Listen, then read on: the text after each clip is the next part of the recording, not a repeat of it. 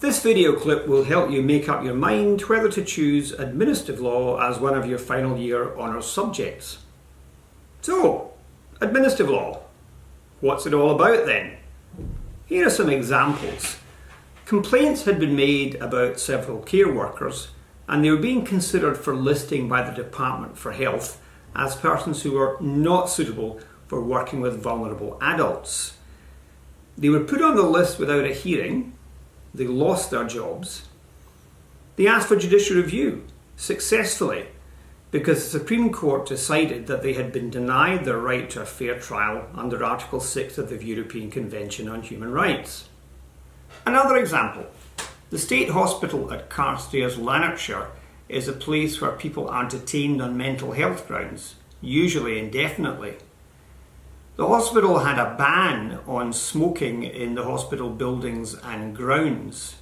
So, if you're an inmate, not only were you banged up, possibly for life, but you couldn't even have a fag to pass the time.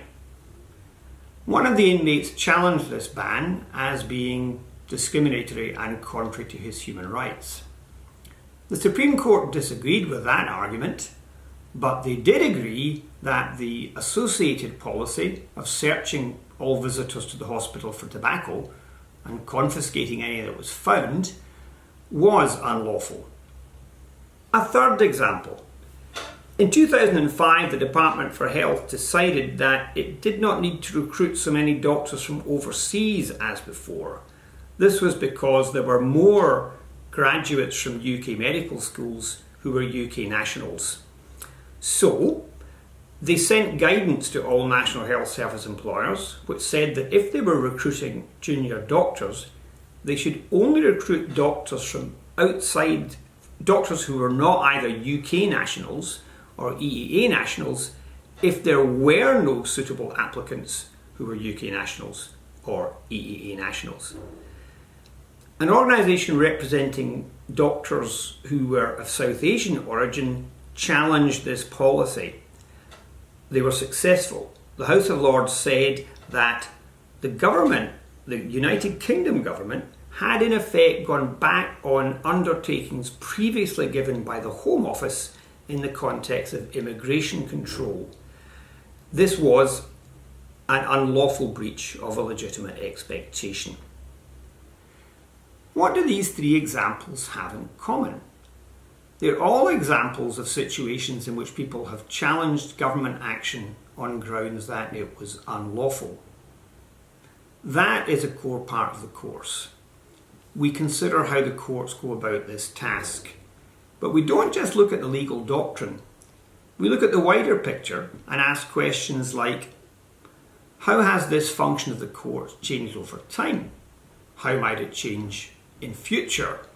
And generally, what is the political significance of this function?